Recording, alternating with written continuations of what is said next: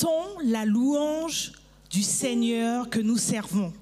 Nous reconnaissons sa majesté, nous reconnaissons sa loyauté. Nous élevons ton nom avec nos voix, nos instruments. Ensemble, nous disons, ô Dieu, que tu es grand.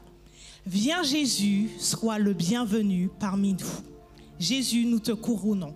Je vous invite à vous tenir debout.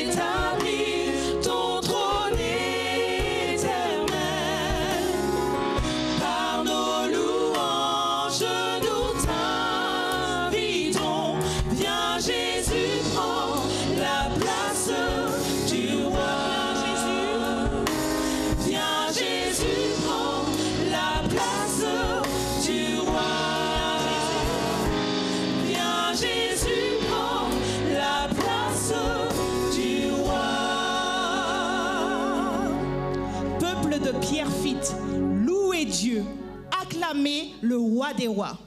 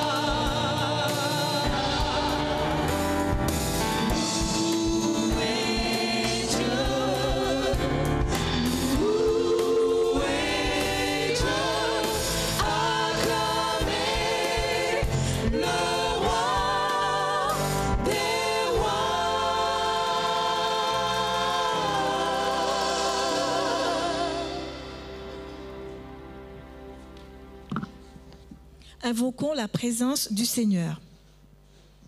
Dieu trois fois saint, tu es digne d'être loué, d'être adoré en ce sabbat matin. Alors, entends nos prières, entends nos louanges, entends nos supplications.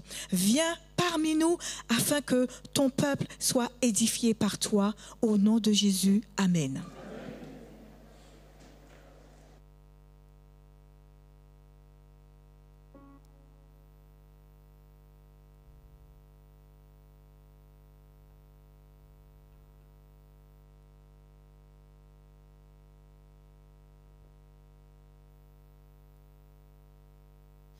bonjour à tous.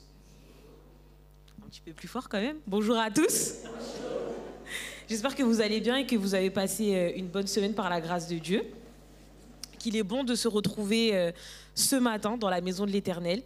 Je sais que ce matin, certaines personnes n'ont pas pu venir ou alors nous suivent en direct du net ce matin. Mais mes pensées se tournent vers ces personnes également.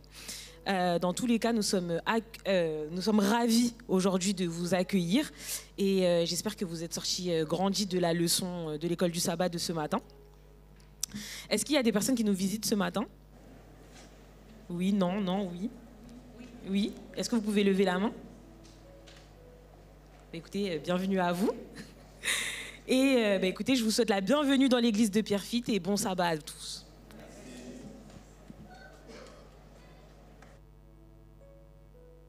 Je vous inviterai à vous asseoir.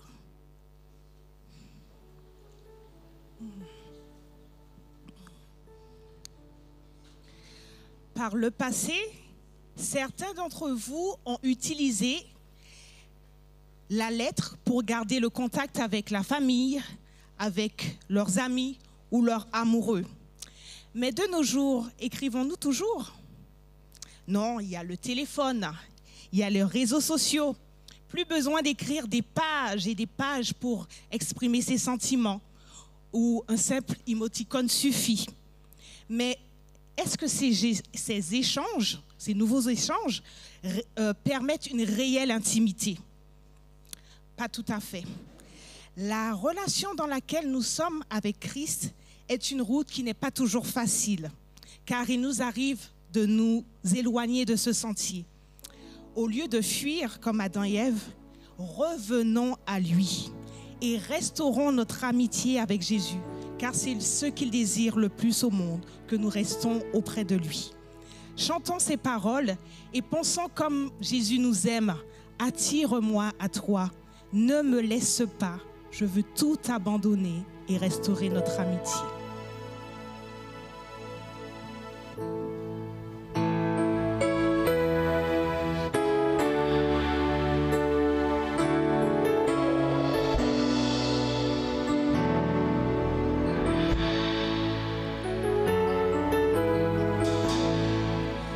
Attire-moi à toi,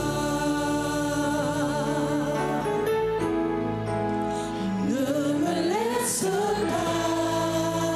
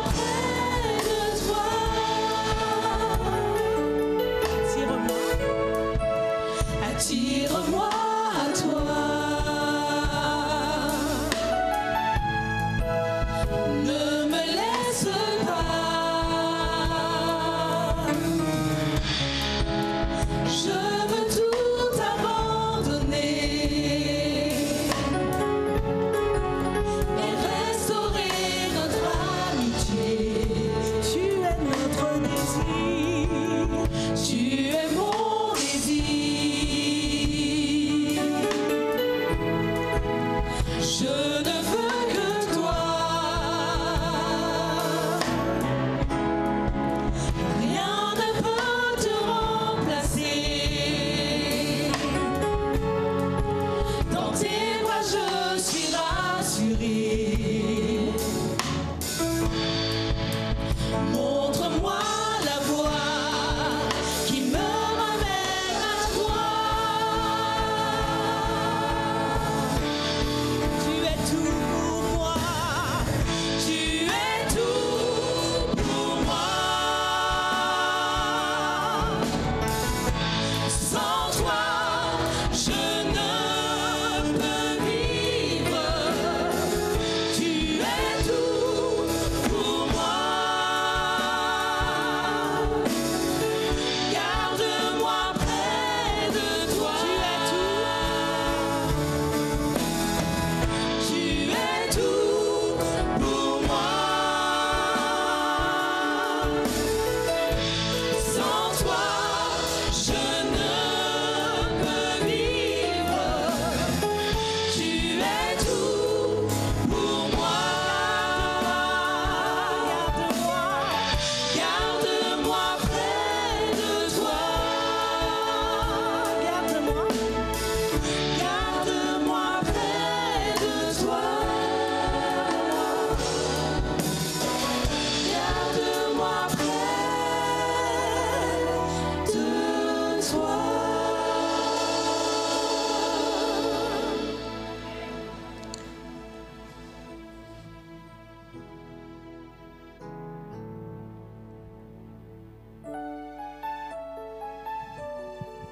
C'est le moment de la prière. Je vous demande, prends position adéquate pour la prière, si c'est possible.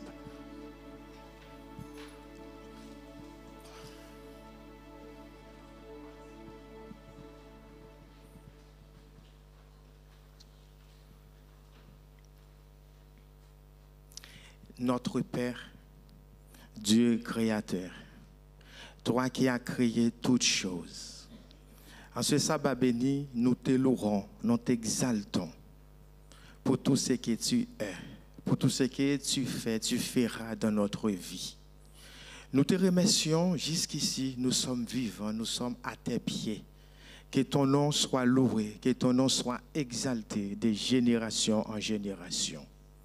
Ô Éternel, en ce moment, je te représente ton peuple. Ton peuple a besoin de toi. Nous traversons un moment difficile dans ce monde où nous vivons.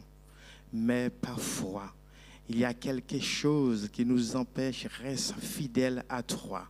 C'est le péché.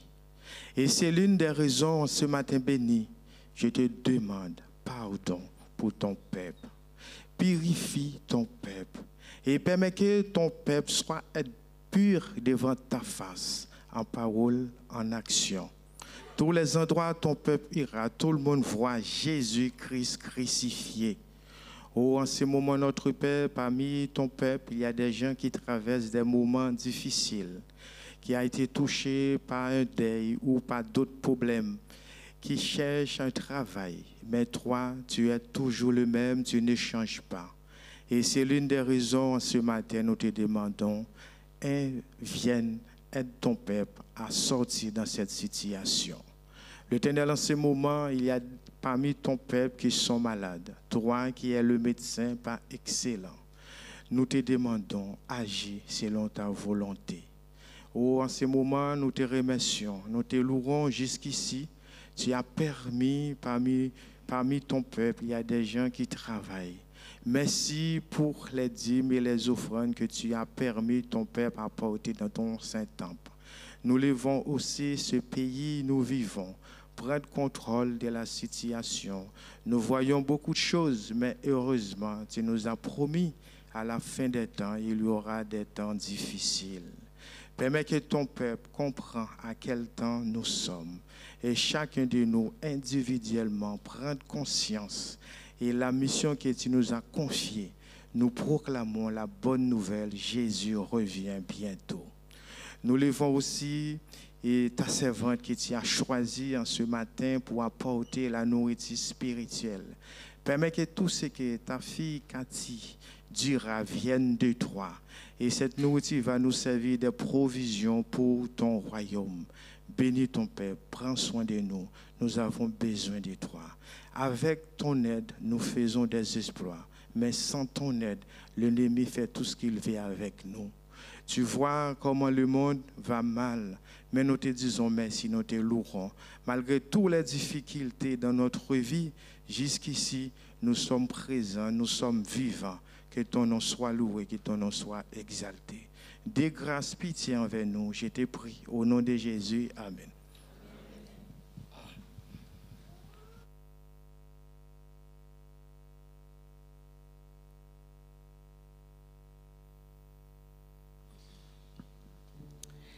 Êtes-vous enthousiasmé à l'éventualité d'assister à un mariage?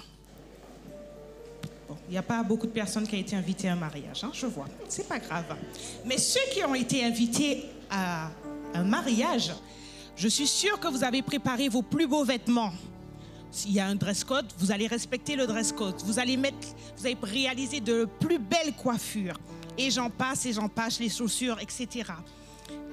Certains, lorsque nous sommes protagonistes de l'événement, donc le marié ou la mariée, l'enjeu n'est pas pareil.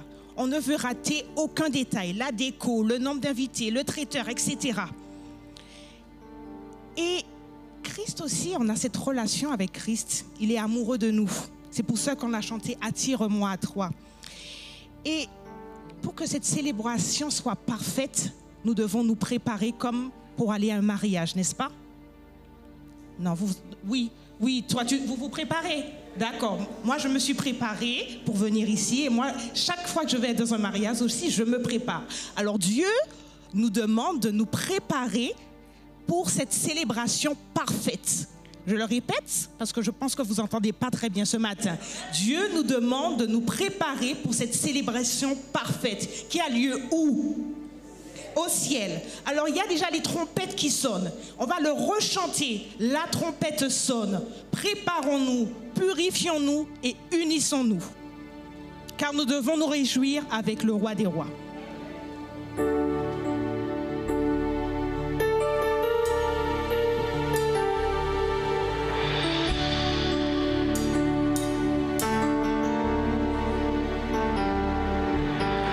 La trompette sonne sur notre pays.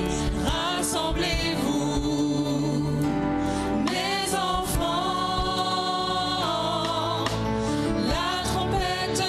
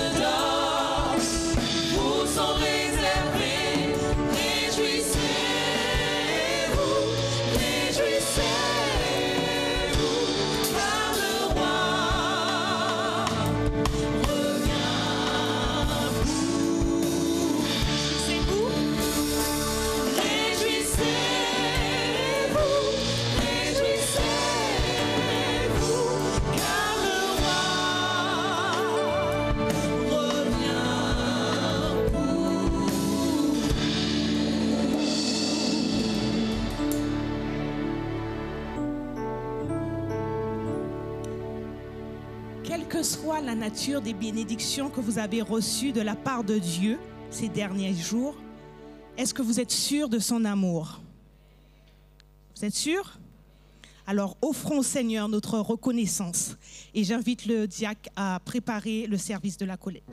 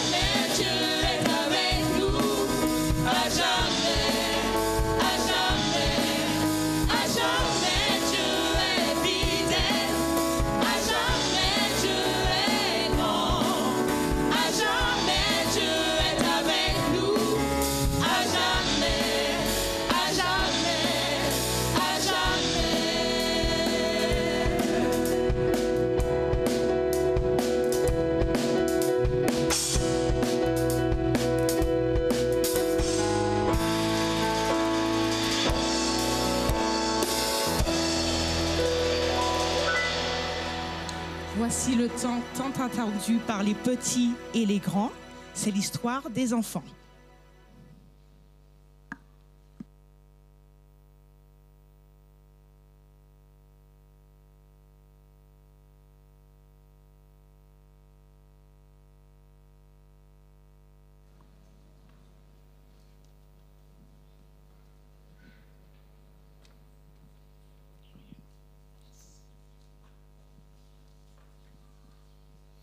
Alors j'invite tous les enfants à nous rejoindre en haut pour l'histoire.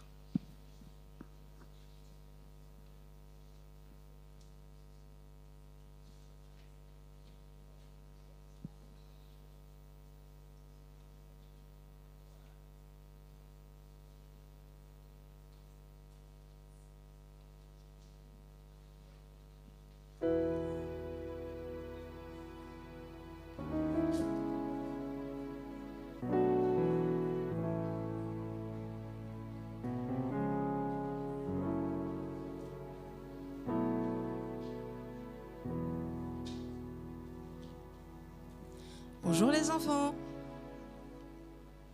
Vous êtes avec moi? Ok. Alors j'espère que vous avez passé une très bonne semaine et que vous êtes aussi joyeux que moi d'être là aujourd'hui. Alors aujourd'hui c'est moi qui vous raconte l'histoire. C'est une histoire spéciale. Et avant de commencer, j'aimerais savoir, est-ce que vous avez déjà été à un mariage? Oui. Ok. Et qu'est-ce qu'il y a dans un mariage? Il y a de la nourriture, il y a, dis-moi, les mariés. Qu'est-ce qu'il y a d'autre dans un mariage? Oui. Des invités, il y a de la musique, il y a plein de belles choses. Et en fait, Jésus, qui savait que tout le monde avait déjà vu ou avait déjà été invité à un mariage, a choisi cet exemple pour nous expliquer quelque chose de très important. Alors, très souvent, il s'est comparé à un berger, mais il s'est aussi comparé à un marié, un époux. Pourquoi? Parce qu'un époux a une femme, une épouse, c'est ça. Et est-ce que vous savez qui est cette femme? Non. Les enfants de l'autre côté, est-ce que vous savez qui est cette femme? Vas-y. Non. Ok. Dis-moi. Non plus. Alors, en fait, la femme, la mariée, l'épouse, c'est tous les croyants qui croient du coup en Jésus et en Dieu, qui vont constituer, être cette mariée, cette épouse pour Dieu. Et donc du coup, qu'est-ce qu'une femme doit faire quand elle va se marier pour se préparer? Vous avez des exemples? Est-ce qu'elle va préparer par exemple ses cheveux? Vas-y. Sa robe, elle va choisir sa robe, c'est important la robe. Donc elle va choisir la robe, elle va choisir ses vêtements, elle va prendre soin de sa peau, mais elle va aussi faire attention à son caractère. Elle va apprendre aussi à connaître du coup son époux, son futur marié, et passer du temps avec lui pour le connaître. Et en fait, Jésus, ce qu'il veut, c'est qu'effectivement, comme cette épouse, comme cette mariée, on apprenne à le connaître, qu'on passe du temps avec lui et qu'on se prépare pour aller au ciel avec lui. Donc Jésus, qui est allé nous préparer une place, nous invite à un grand banquet, à un grand mariage, un grand banquet, un grand mariage, pour justement fêter avec lui ce moment que l'on va passer pendant toute l'éternité. Et donc du coup, il veut que vous, comme nous les adultes, nous préparions nos cœurs, nos pensées, et aussi que l'on soit prêt pour le moment où il va revenir nous chercher. Est-ce que vous savez ce que Jésus aime, par exemple? Vas-y. La gentillesse, quoi d'autre? Oui. L'amour. Qu'est-ce que Jésus aime d'autre? Dis-moi, Jaïlan. Comment? Il nous aime, oui. Oui. Comment? Oui, c'est un père, donc il nous aime. Tu as un exemple?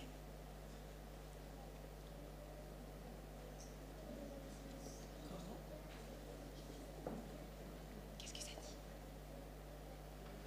Des fleurs. C'est ça. Il aime aussi la nature, tout ce qu'il a créé. Alors du coup, Dieu veut qu'on apprenne à le connaître, qu'on apprenne à savoir ce qu'il aime et qu'on se prépare. Donc, pour cette nouvelle semaine, n'oubliez pas en fait d'avoir des pensées positives, de penser à Dieu et aussi de préparer vos cœurs. Et si vous voulez en savoir plus pour cette nouvelle fête, ce mariage spécial, je vous invite à écouter Cathy qui va nous raconter. Merci les enfants. Est-ce que quelqu'un veut prier? Ok. Vas-y.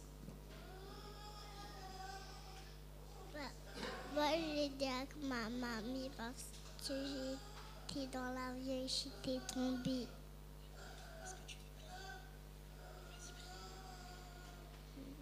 Je voulais parler parce que ma mamie a dit je voulais manger des céréales. Seigneur, bénis les enfants, aide-nous à tous nous préparer pour ton retour et veuille les bénir abondamment au nom de Jésus. Amen.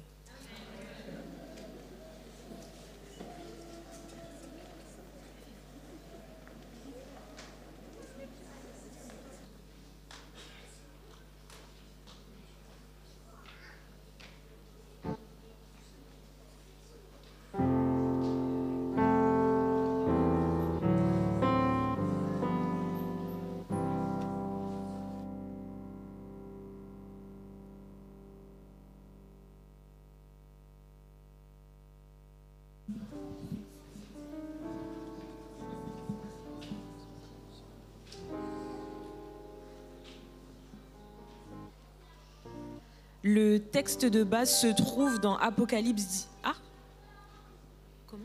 Ah, pardon, levez-vous.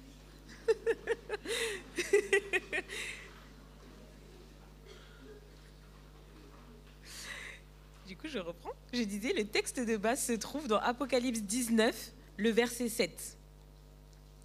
Réjouissons-nous, exultons d'allégresse et apportons-lui notre hommage. Voici bientôt les noces de l'agneau, sa fiancée s'est préparée.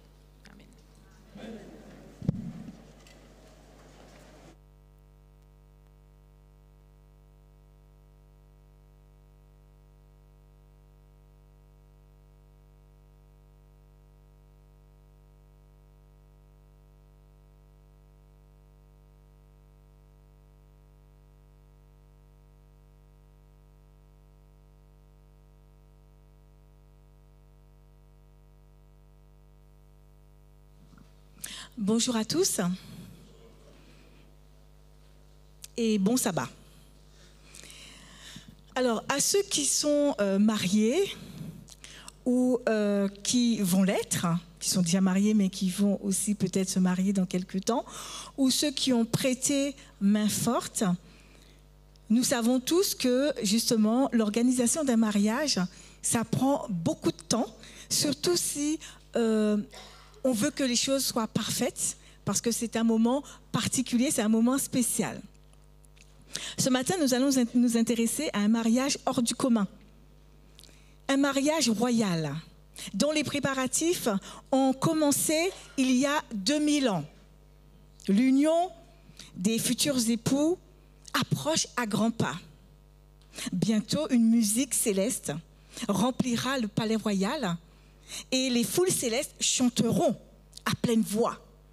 Cette histoire nous est racontée dans Apocalypse 19, le verset 6 et 7. Alors, le texte de base, c'est le verset 7, mais nous allons lire quand même le verset 6, juste avant. Je lis. « Et j'entendis comme une voix d'une foule nombreuse, comme un bruit de grosses eaux et comme un bruit de fort tonnerre, disant « Alléluia !» Alors, car le Seigneur, notre Dieu Tout-Puissant, est entré dans son règne. Réjouissons-nous et soyons dans l'allégresse et donnons-lui gloire, car les noces de l'agneau sont venues et son épouse s'est préparée. Dans sa vision, Jean a vu et entendu des multitudes célestes louer Dieu pour le festin des noces de l'agneau qui était sur le point de commencer.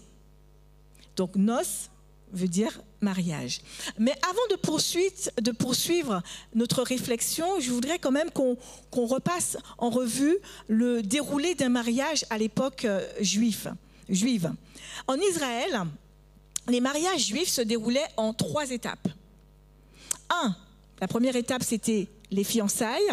2, la procession. 3, la cérémonie. Détaillons rapidement ces 3 étapes. Concernant les fiançailles, les parents des 2 mariés signaient un contrat de mariage. Et les parents du marié ou le marié lui-même payaient une dot pour la mariée ou ses parents. Et la dot marquait le début des fiançailles. Ensuite, la deuxième étape, on a dit que c'était la procession. Le plus souvent, 1 an après, le marié, accompagné donc de ses amis masculins, se rendait chez la mariée à minuit, créant un cortège de flambeaux dans les rues. Et la mariée, qui était préalablement au courant de ce qui allait se passer, se tenait aussi prête avec ses demoiselles d'honneur, et donc elle rejoignait la parade jusqu'à la maison du marié. Et enfin, on a la troisième étape, qui est donc la cérémonie.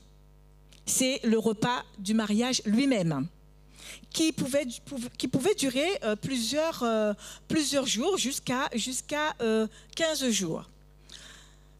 Aujourd'hui, ces 3 étapes, je ne sais pas si elles existent encore, peut-être les fiançailles. Je sais que ma sœur et mon frère, lorsqu'ils se sont mariés, ils ont quand même fêté leurs fiançailles en grande pompe, parce que ce jour-là précédait un jour plus important. Dieu va organiser de la même manière le déroulement de ce grand événement qui aura lieu devant son trône. Maintenant, nous allons traduire ces 3 étapes. Nous allons transposer ces 3 étapes au regard de la vision biblique. Nous voyons qu'à de nombreuses reprises, l'Écriture compare la relation d'amour entre fiancés à celle qui lie l'Éternel à son peuple ou Christ à son Église. Voyons la première étape. Nous avons dit que c'était les fiançailles, exactement. Donc le parent du marié, c'est Dieu. Donc le parent du marié a signé un contrat. Son fils s'est fait homme. Donc Dieu a payé la dot au prix du sang versé de Christ pour son épouse. Donc le sang de Christ représente la dot qui a été payée à la croix. Et à ce moment-là, les fiançailles ont pu commencer. La deuxième étape, nous avons dit que c'était la procession. C'est quand Christ viendra chercher son épouse et la prendre avec lui pour l'emmener dans la maison de son père. Et enfin, la troisième étape, nous avons dit que c'était la cérémonie, donc le repas lui-même. Donc cette étape-là, c'est l'étape finale. Donc la dot a été payée, et un certain temps après, le fiancé va revenir chercher son épouse. Les noces de l'agneau sont venues, et là aura lieu le festin des noces de l'agneau, et qui va se dérouler au ciel. Donc la vision de Jean va mettre en lumière essentiellement la troisième étape, à savoir les noces, le festin des noces de l'agneau. Le titre du message de ce matin est le banquet final. Rappelons que Jean a écrit ce message d'espoir et d'encouragement à l'Église de son époque, parce que l'Église rencontrait des difficultés. L'Église subissait des persécutions intenses. Et elle avait besoin d'encouragement, de force. Et c'est dans ce cadre-là que Dieu donne à Jean ce message d'espérance pour son Église. Et ce message, quel est-il? C'est une bonne nouvelle. Il y aura bientôt un mariage qui va susciter de la joie.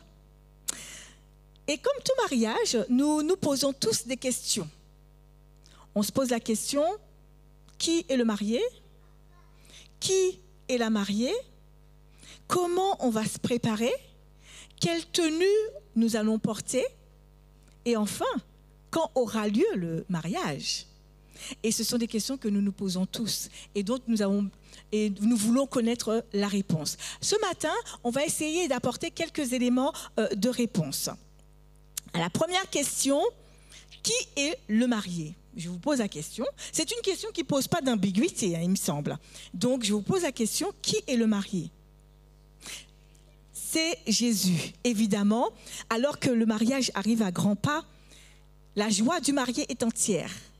Elle est à son comble.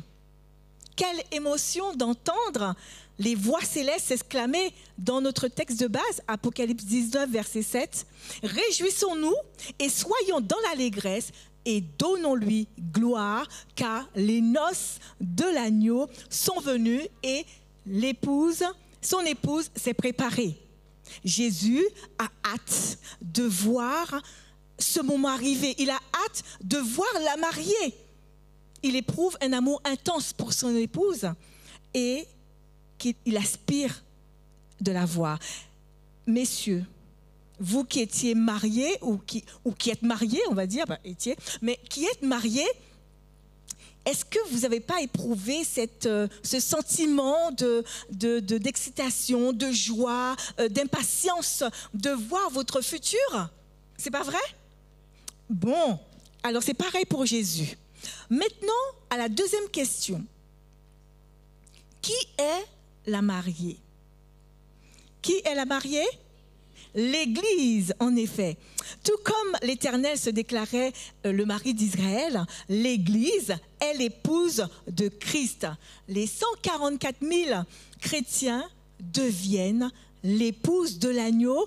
Ils feront partie du royaume des cieux et habiteront avec l'époux dans la demeure céleste. Ici, en France, il y a une coutume, je dis bien coutume, ce n'est pas une loi, mais une coutume, où lorsque deux personnes se marient, l'époux peut prendre, je dis bien peut prendre le nom de son épouse, ce qui est très rare, et vice-versa, l'épouse peut prendre le nom de son époux, ce qui est beaucoup plus courant. Et lorsque les deux se marient, sous le régime, soit sans contrat de mariage ou encore sous le régime universel, l'épouse devient héritière de tout ce que possède l'époux. C'est pareil pour l'Église. L'Église devient partie intégrante de Christ par son esprit. Et c'est ce que Jean 14, verset 12 nous dit. « Celui qui croira en moi fera aussi les œuvres que j'ai faites et même de plus grandes. » En Christ, l'épouse a été choisie de toute éternité. Maintenant, une autre question arrive. Mais qui est l'Église, finalement? Qui est l'Église? C'est toi, c'est moi, c'est nous, c'est chacun d'entre nous. Nous formons tous l'Église de Christ. Et dans ce contexte de futur grand mariage, l'Église revêt le statut d'invité, de convive. Nous sommes des convives et nous formons donc l'Église pour le festin des noces de l'agneau. Et les convives ne sont pas un groupe d'élite composé de quelques rares chrétiens dignes, spéciaux, absolument pas. Les convives sont ceux qui aiment Jésus. Ce sont ceux qui ont pris la décision de le suivre. Ce sont ceux qui souffrent ici-bas parce qu'ils aspirent à être avec leur Seigneur et Maître.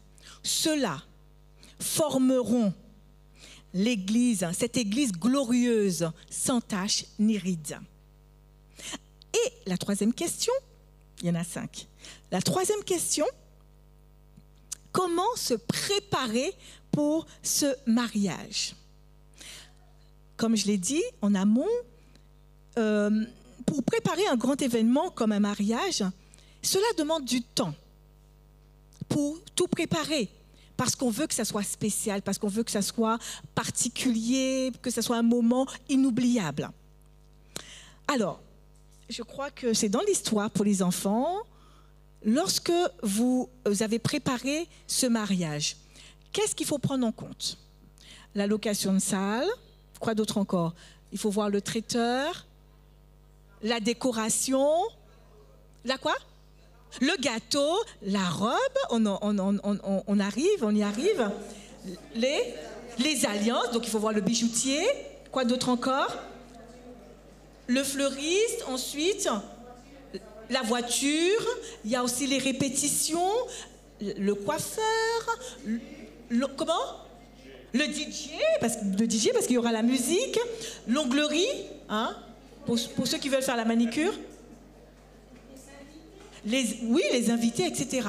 Donc l'idée, c'est qu'il n'y ait pas de surprise. Vous vous rendez compte tout ce qu'il faut coordonner? Donc l'idée, c'est qu'il n'y ait pas de surprise. Parce que dans les mariages, il y a toujours des surprises.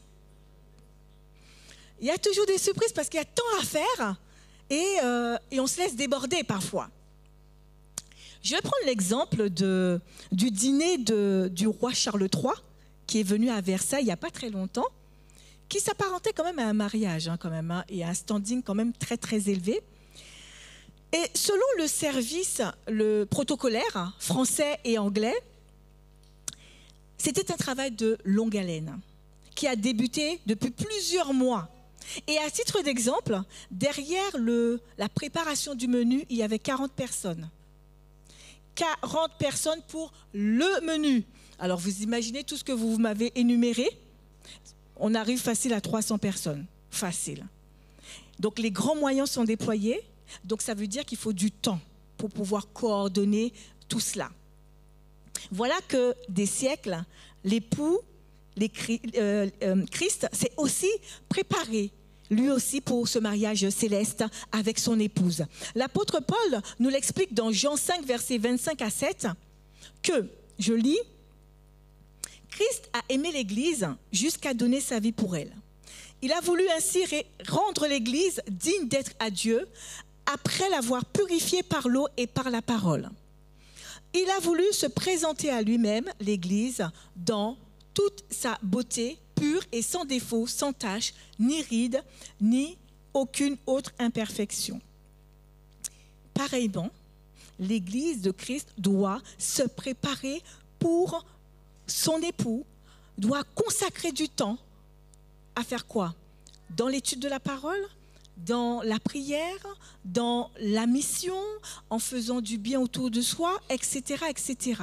Chaque seconde que l'épouse passe sur cette terre, elle doit utiliser ce temps précieux à se préparer pour son époux dans une espérance fervente. Si bien que l'époux et lorsque les deux, l'époux et l'épouse, apparaîtront le jour des noces, alors ils seront parfaitement préparés. Il n'y aura pas de surprise.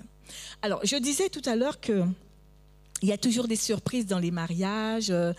Voilà. Au-delà de la fatigue, il y a de la colère, de la frustration, des déceptions, etc., des contrariétés. Alors qu'on veut bien faire. C'est pas vrai? Vous voulez bien faire, tout le monde veut bien faire pour préparer ce grand jour. Mais on va quand même se laisser surprendre.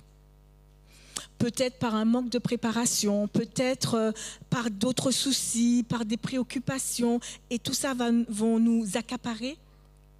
Et ces désagréments-là vont impacter sérieusement l'Église dans sa composition.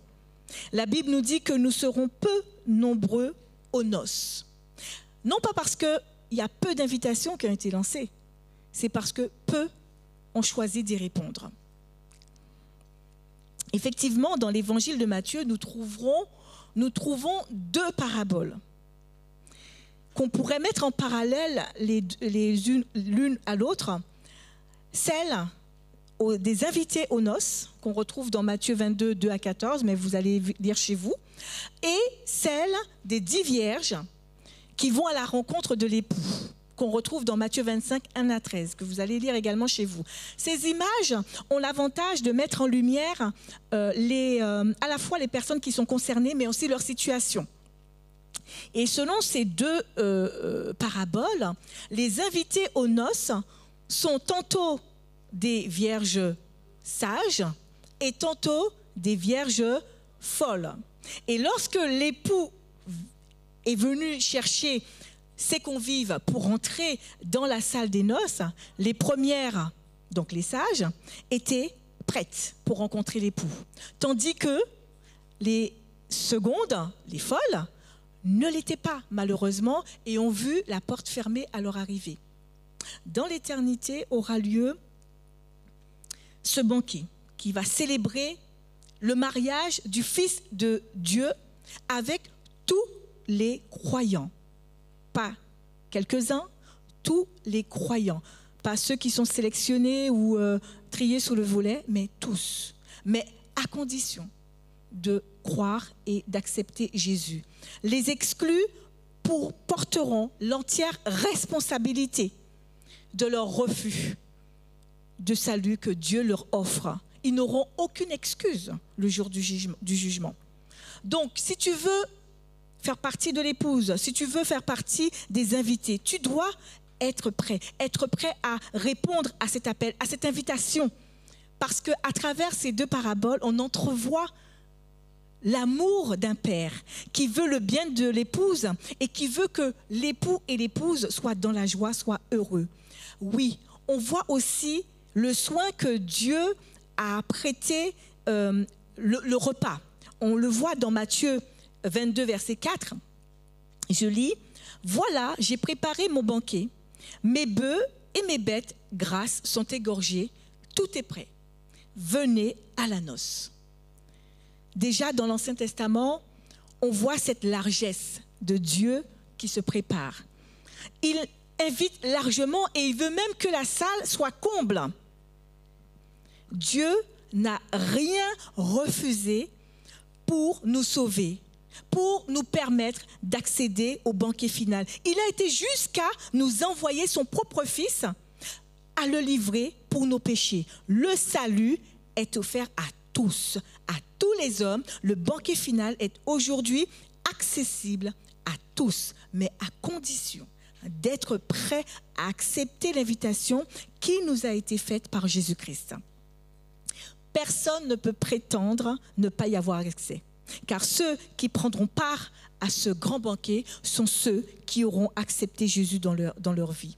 Chers frères et sœurs et amis, le temps est court et nous le voyons, nous l'entendons, mais il y a encore un temps de grâce pour que l'épouse puisse se préparer, pour que nous puissions nous préparer afin d'être prêts au temps voulu, parce que là encore, Jésus viendra chercher sa bien-aimée afin qu'elle soit auprès de lui, mais seulement et seulement si elle est prête. Vous vous rendez compte que après tant d'années de tribulation, nous pourrons enfin être réunis. Nous ne serons plus jamais séparés, et ce pour l'éternité.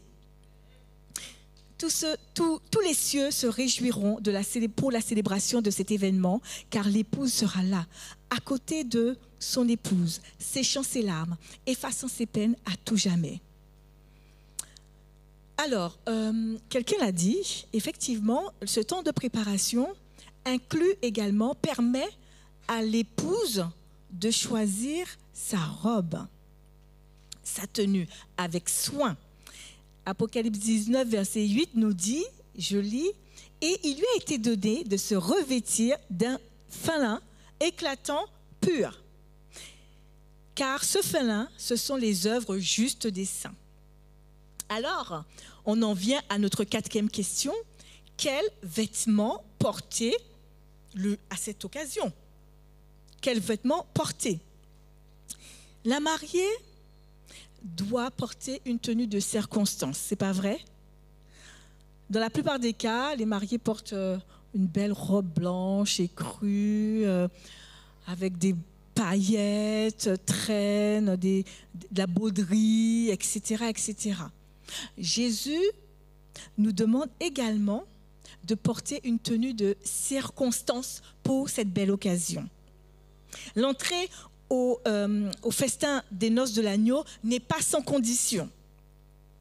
Nous y sommes invités, c'est vrai, mais à condition de revêtir l'habit de noces, c'est-à-dire d'être en parfaite communion avec celui qui nous invite, c'est-à-dire d'être sur la même longueur d'onde avec celui qui nous invite, être fidèle à celui qui nous invite, marcher sincèrement dans ses pas, dans sa justice. Je vois mal deux époux qui se promettent, qui se marient, mais qui disent « Ok, d'accord, je dis oui, mais je ne suis pas amoureuse, enfin l'un ou l'autre, je ne suis pas amoureux ou amoureuse de toi, ou encore, tu sais, je te serai infidèle, on ne sera pas sous la même longueur d'onde. » Sincèrement, je ne vois pas comment ça peut marcher, franchement. Et j'entends autour de moi dire des personnes qui disent « Je me marie avec lui ou avec elle, mais ce ne sera pas l'homme de ma vie ou la femme de ma vie. » Ça n'a aucun sens. Ça n'a aucun sens. Autant ne pas s'engager. Et donc, si nous demeurons infidèles à Christ, si nous restons loin de lui, ça ne peut pas fonctionner. Comme je le dis, quand deux époux sont infidèles l'un à l'autre ou encore restent éloignés. Et quand je parle d'éloignement ou infidèle, ce n'est pas éloignement géographique, mais c'est dans l'éducation des enfants, c'est subvenir aux besoins du foyer, c'est aussi dans la maltraitance, etc. D'accord ? Et en agissant ainsi, qu'est-ce qui se passe ? Cette relation, quelle est l'issue de ce type de relation ? C'est la séparation, c'est inéluctable. Et c'est ce que nous dit Matthieu 22, versets 11 à 14. Le roi entra pour voir ce qui était à table. Et il aperçut un homme qui n'avait pas revêtu l'habit de noces. Il lui dit, mon ami, comment es-tu rentré ici sans avoir un habit de noces ? Vous connaissez l'histoire ? Cet homme eut la bouche fermée, il ne savait pas quoi dire.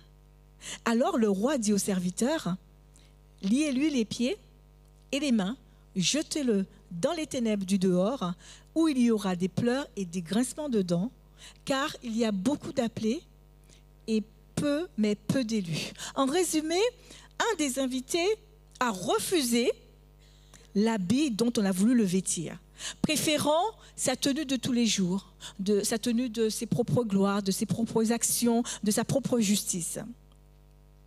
Alors que l'habit de noces est la justice de Christ, dont il faut se vêtir afin de participer aux noces. Telles sont les exigences du roi. Alors, je vais prendre l'exemple toujours du dîner de Charles III, du roi Charles III à Versailles. Vous savez, la tenue des 160 invités devait respecter un dress code extrêmement strict. Robe longue pour les femmes, costume ou smoking avec nœud papillon noir pour les hommes. On n'a pas dit cravate. Et la couleur est nœud papillon noir. Donc, à mon avis, si quelqu'un était venu en jean, il serait mis à la porte tout de suite. À mon avis, c'était le protocole. C'est aussi le cas pour le mariage de l'agneau. On a accordé à l'épouse d'être revêtue de fin lin éclatant et pur. Ce n'est pas n'importe quel vêtement. Ce vêtement a des caractéristiques, des particularités. Voyons-les. Jean nous dit que la tenue de la mariée est de fin lin. C'est-à-dire que c'est une tenue élégante, chic, rayonnante et qui coûte très cher. Parce que dans la parabole de l'homme riche et de l'homme pauvre, qui portait le vêtement de fin lin ? C'était l'homme riche. Donc, on pense que quand même c'est un vêtement de haute qualité. Ensuite, deuxième élément, le texte nous indique que le fin lin, ce sont les œuvres justes des saints. Alors, la tenue de fin lin nous justifie, c'est-à-dire que Dieu nous voit justes, nous voit sans péché à travers le sang de Jésus-Christ. Et étant donné que nous avons mis notre confiance en Dieu, notre foi en Jésus, alors nous sommes des chrétiens actifs. Nous œuvrons pour la préparation du mariage. Ce n'est pas les œuvres qui sauvent, c'est la foi.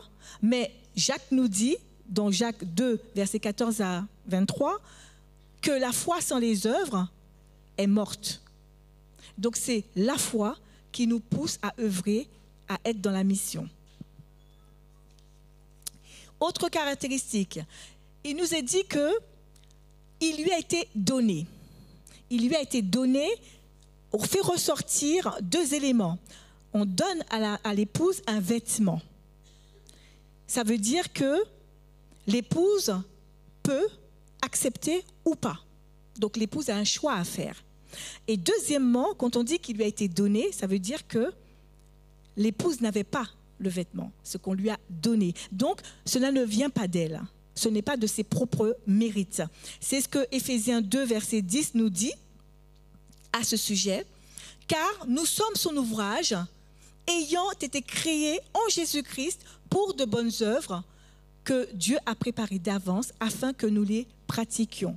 Donc tout ce que nous avons pu faire sous cette terre pour Dieu n'a été possible parce que Dieu l'a prévu, parce que Dieu l'a préparé, parce que Dieu l'a anticipé. Dernière chose, ce vêtement de fin-là, cette tenue n'a pas été donnée à l'épouse le jour des noces. Rassurez-moi, mesdames, est-ce que vous avez eu votre robe le jour de votre mariage? Ah, ça me rassure. Ben là, c'est pareil pour l'habit des noces. C'est un vêtement qui a été fabriqué sur terre. En d'autres termes, ce vêtement-là, nous marchons dans la justice, nous marchons dans les pas de Christ sur cette terre. C'est vrai que la tenue sera vue au ciel, mais elle commence à être tissée, à être fabriquée sur cette terre. Ce n'est pas au jour du mariage qu'on nous donne la robe. Et la dernière question, quand aura lieu ce mariage? Grande question. Le mariage aura lieu après que l'époux aura mené sa victoire à terme, en jetant l'ennemi dans un abîme, le réduisant à la mort. C'est à ce moment-là que le mariage pourra avoir lieu. Il n'y a pas de date. Il n'y a pas de date dans la Bible. Mais Dieu nous a laissé des signes, ce qu'on appelle les signes des temps de la fin. Et les signes sont là, se déroulent sous nos yeux. Guerre, Ukraine, Israël, tremblement de terre qui a été quasiment éclipsé en Afghanistan, 2000 morts. Nous avons maintenant des attentats. Aujourd'hui, la France est en alerte d'urgence attentat. Ça veut dire que chacun d'entre nous, nous devions faire très attention. Voici les signes. Maintenant, quels sont les enjeux concrets? Quels sont les enjeux pratiques pour nous dans notre vie quotidienne? Je dis que notre habit de noces se constitue aujourd'hui, maintenant. Quelqu'un a dit, la robe que nous porterons avec joie en présence de Christ au jour de la gloire est tissée au milieu des peines. Donc ça ne va pas être facile. Je vois qu'il y a ma sœur qui fait de la couture et je vois toute la patience qu'elle y met et c'est incroyable. Le vêtement que nous allons tisser aujourd'hui sur cette terre demandera beaucoup de patience, beaucoup de persévérance. Elle va sans doute se déchirer, il faudra recommencer. Je vois parfois ceux qui font la couture, ils arrivent presque à la fin, mais il y a un problème, il faut tout découdre et tout recommencer. On peut salir le vêtement, on peut se piquer avec l'aiguille, etc., etc. Mais ne lâchons rien. Nous serons tentés d'abandonner, de ne pas donner suite à l'invitation. Mais jusqu'au jour où on réussira, jusqu'au jour où notre vêtement, notre tenue sera sans tache, sans ride, jusqu'au jour où notre tenue sera parfaite. Tout le monde est invité, sans exception, tout le monde est invité personnellement par Jésus. Car chacun a dans le royaume une place. Je m'en vais vous préparer une place. Vous vous rappelez? Donc chacun a une place qui lui est réservée pour l'éternité. Mais, pas contre son gré. Parce que chacun est libre de répondre à l'invitation. Et ce, malgré la peine que leur défection pourra causer au roi. Si nous ne venons pas, si nous n'acceptons pas l'invitation, nous serons remplacés par d'autres. Et nous manquerons à l'appel éternellement. C'est ce que nous dit Matthieu 28, versets 8 à 10. Je lis. Alors, il dit à ses serviteurs, les noces sont prêtes, mais les conviés n'en étaient pas dignes. Allez donc dans les carrefours, appelez aux noces tous ceux que vous trouverez. Ses serviteurs allèrent dans les chemins, rassemblèrent tous ceux qu'ils trouvèrent, bons et méchants, et la salle des noces fut pleine de convives. Les 10 vierges étaient sincères dans leur préparation. Nous aussi, nous étions sincères dans notre préparation. Mais comme les 10 vierges, on se dit, peut-être que nous aurons le temps. Nous imaginons le drame de ce banquet des noces avec des places vides qui seront remplacées. Tous ces gens qui ont été invités, qui le savaient, mais qui ne voulaient pas venir parce qu'ils estimaient mieux à faire, avoir mieux à faire. C'est ce que déclare Matthieu, Matthieu 22, versets 3 et 5. Donc au verset 3, le roi a envoyé ses serviteurs appeler ceux qui étaient invités aux noces, mais ils ne voulurent pas venir. Et au verset 5, mais sans s'inquiéter de l'invitation, ils s'en allèrent, ceci à un champ et cela à son trafic. De quelle joie, de quel bonheur toutes ces personnes se privent-elles? Quelle tristesse, quelle déception pour ce roi plein de bonté et d'amour de se voir traité ainsi. Certes, d'autres viendront à notre place, mais comment se consoler de ceux qui ne viendront pas? Encourageons-nous chacun personnellement à tout faire pour la joie de notre Sauveur. Vous savez, dans les mariages, le pasteur, il dit quoi à la fin du mariage? À la fin de la célébration, il dit quoi aux mariés? Maintenant, vous pouvez embrasser la mariée. Et qu'est-ce qui se passe dans la salle? Ben, c'est la joie, on est tous contents, on rigole, on crie, on applaudit. C'est un peu comme la cerise sur le gâteau. Nous aussi, nous sommes sur le point de vivre cette joie intense. Après tant d'années d'attente, nous y serons bientôt. Les noces de l'agneau sont prêtes. Veillons à ce que nos lampes soient prêtes, à ce qu'elles contiennent de l'huile, à ce qu'elles soient allumées lorsque l'époux reviendra chercher son épouse. C'est alors que nos peines seront achevées pour toujours. Quel événement, quel bonheur, quelle joie ce sera. Heureux ceux qui sont invités au repas du mariage de l'agneau. Nous commente Jean 19, verset 9. L'époux sera transporté de joie de voir son Église manger et boire à sa table dans son royaume. Alors toujours dans le dîner du roi Charles III à Versailles, vous l'avez bien compris que j'ai suivi bien l'événement. Alors, il y avait 160 invités.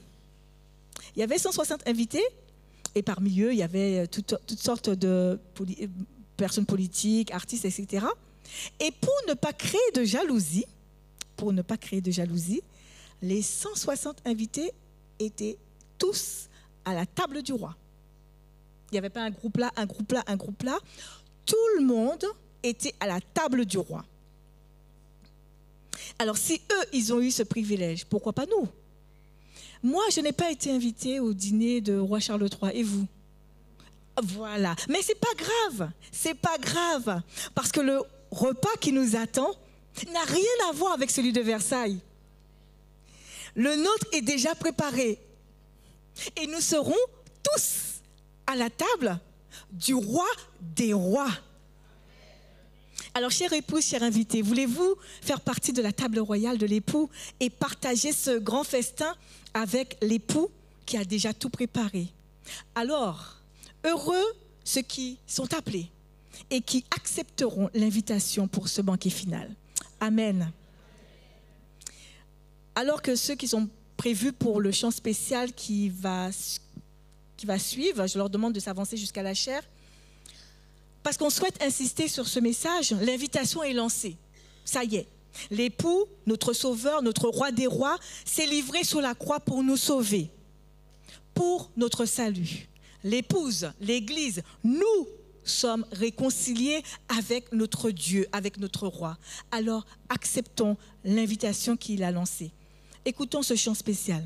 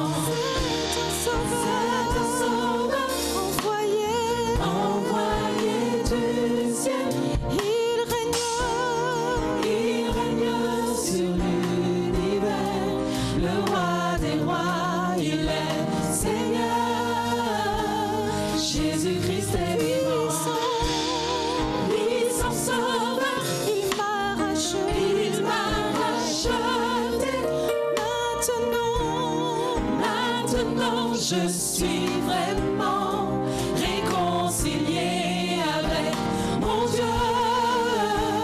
Jésus-Christ est vivant, puissant sauveur, il m'a racheté.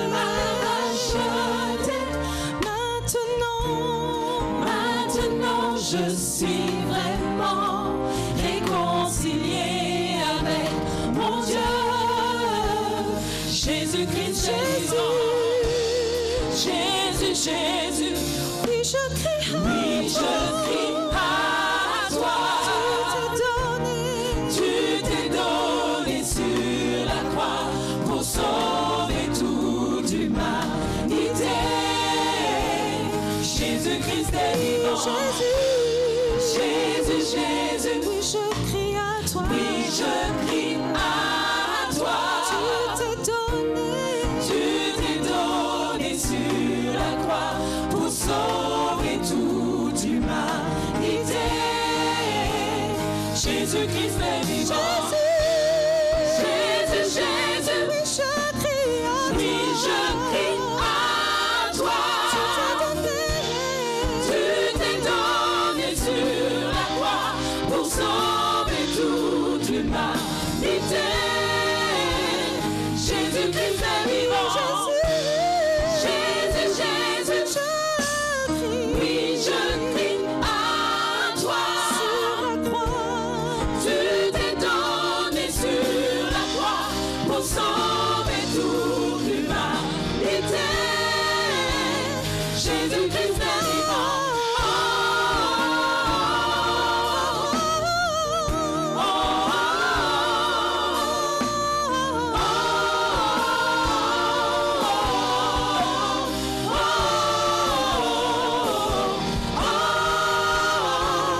Jésus-Christ est vivant.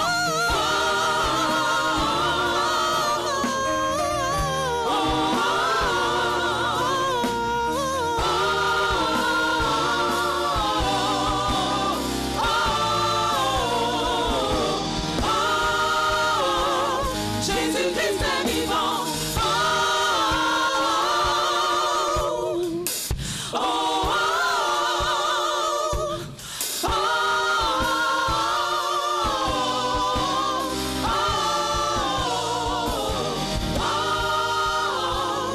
Jésus-Christ est vivant.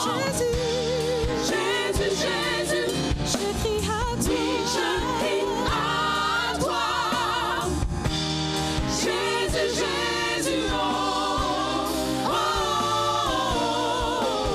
oh. Jésus-Christ est vivant.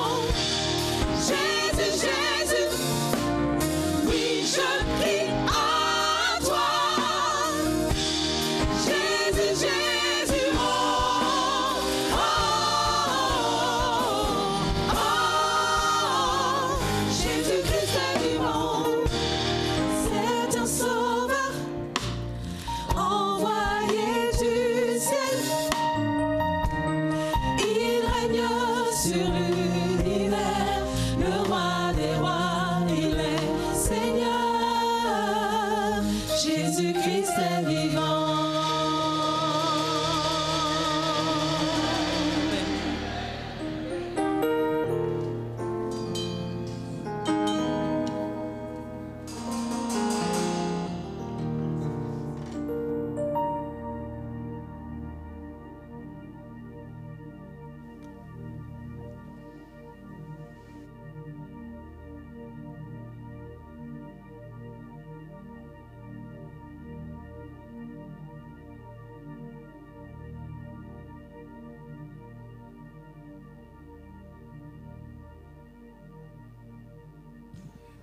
Je vous demande de vous mettre debout pour la prière finale.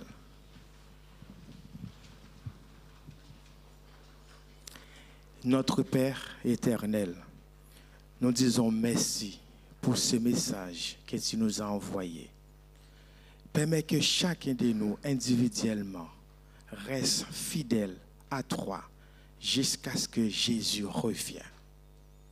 L'ennemi fait tout, mais au nom de Jésus, tu es fidèle.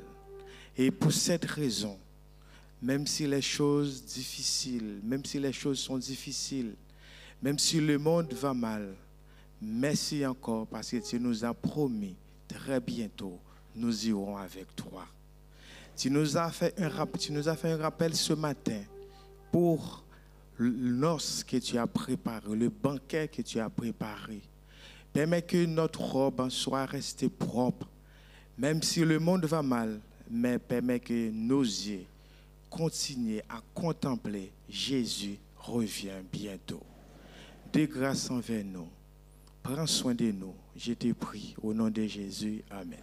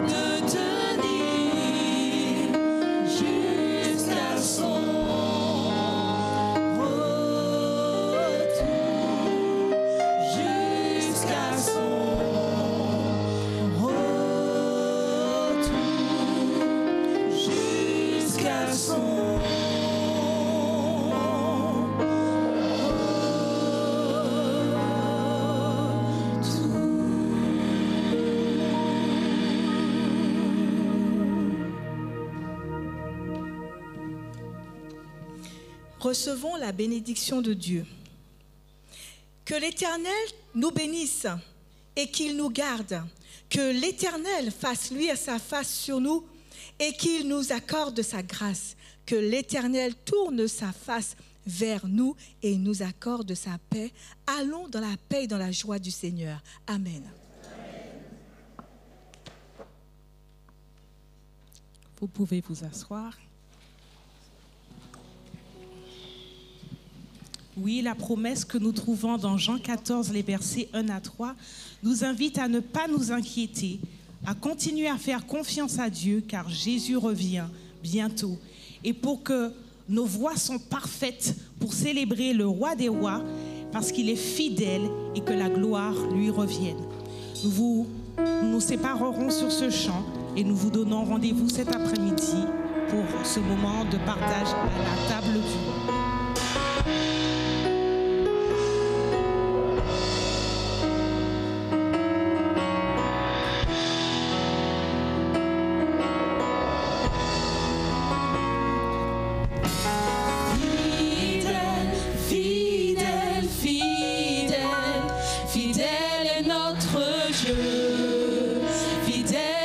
Seigneur des seigneurs, fidèle.